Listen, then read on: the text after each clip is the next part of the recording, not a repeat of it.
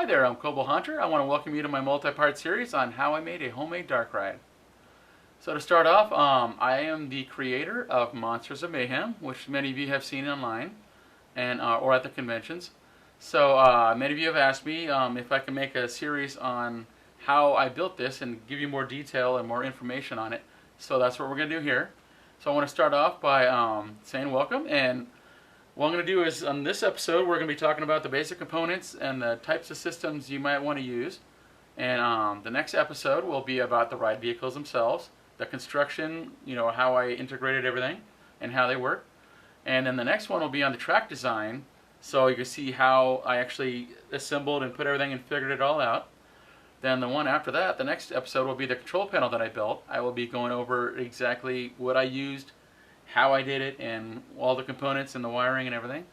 And then finally we'll talk about set design and props and or sound, lighting, all the rest of the stuff. So sit back, relax, and enjoy yourself, and here we go. So first thing you got to ask yourself is, who is this ride going to be for? Is this going to be for yourself? Is it going to be for friends and family? Is it going to be for the public? So with that in mind, that'll help you decide what type of ride vehicle you want to use, as well as what kind of capacity. Do you want to run a lot of people through it? Do you just want to have, like I said, friends and family, where you just do one or two people at a time?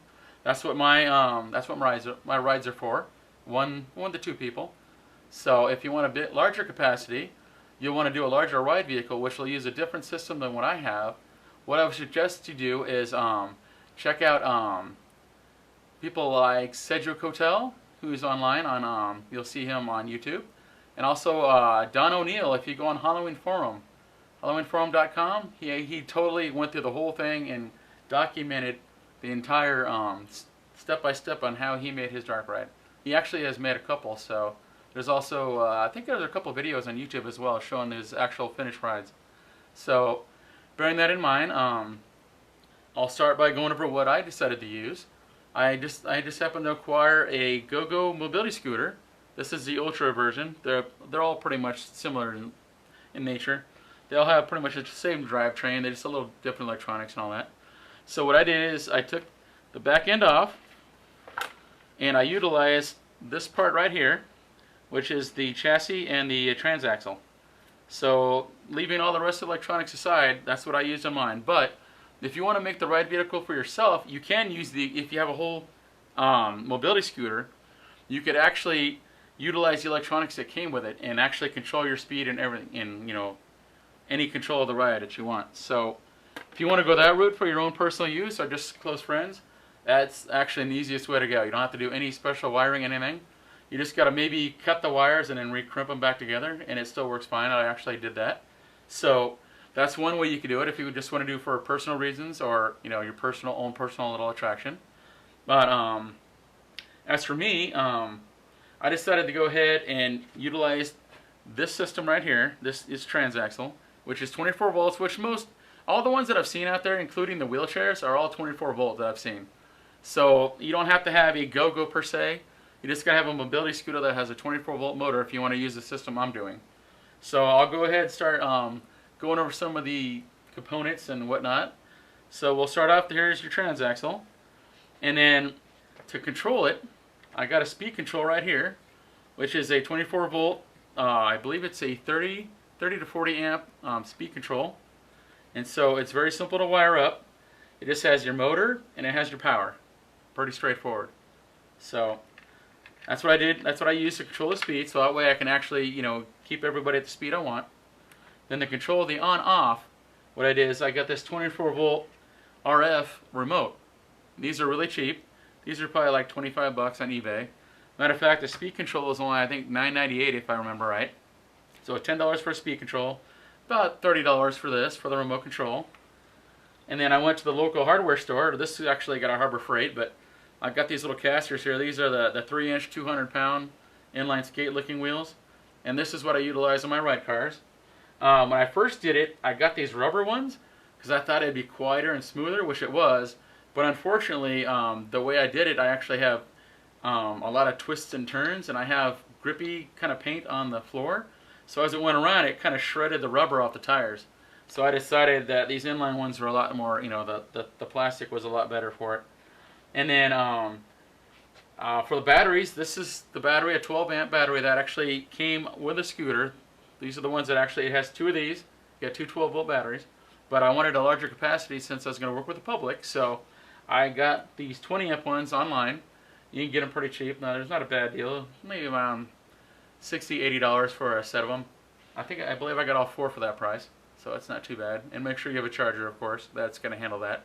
And the last part is the track. So what I did is I was searching around trying to find out what would work that I could utilize that's already out there, that I can actually have curves and I could connect it without having an outside connection. So looking around, a buddy of mine suggested I go and look at the PEX. So I went down to the local Home Depot and I found the PEX. So what it is, just a PVC pipe, and you can get the straight pieces, or you can get a roll for about $70. You can get a whole roll of 100 feet. And then the nicest part about this is it's got connectors, these little small connectors here that are on the inside.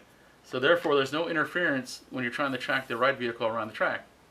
So this is what I opted to use. At first I was going to try to use wood, but if you want to use wood, you're going to have to make a jig and actually use like maybe, I think it's like 3/16 or a real thin plywood, and actually glue the pieces together to make all your corner pieces. So it's some work, but it's kind of worthwhile. A lot of people I've seen have done that. Another route you can take is you can make, if you have the money and the means, you can get some steel track made. And if you want to see an example of that, if you look up Mystic Motel, those guys did one down in Southern California, like me. They had a company make the steel track that goes throughout their attraction, which looks a lot more authentic and it works really well. So you know, it's just things to think about. Depending what kind of budget you have, wood is probably the cheapest way to go. This would probably be the middle way, because this stuff, you know, it's not the cheapest. PEX isn't the cheapest, but it's still not bad. And it's kind of not so bad to work with, and it gets the job done. So then to track the actual ride vehicle, what I did is I got some 16 gauge steel, flat steel, and I got a couple straight wheels from the local hardware store, once again Harbor Freight, and I got my track piece, I set it in the middle, and I guesstimated about where I needed to have a little play in it. I don't want it to be exactly perfect because there's imperfections everywhere. So once I did that, I measured it, and I put it in the vise, and I bent the two sides up, and then to make it articulate, I just got a normal chair swivel right here, which will guide it along the track. Super easy. So that's basically all there is to my ride vehicle. I mean, there's nothing there. It's really cheap stuff, not really hard to do. So basically, that'll be it for this episode. I just want to welcome you guys, and I hope some of this is helpful to you guys. If there's any questions or comments you might want to have, go ahead, leave those, and I'll get to them as soon as I can. I will answer any of your questions. And my next episode, like I said, will be the ride vehicles. I'll go through the actual ride vehicle. I'll have a cross section and show you exactly how I wired everything up and how I put it together. So I want to thank you for stopping in, and stay spooky.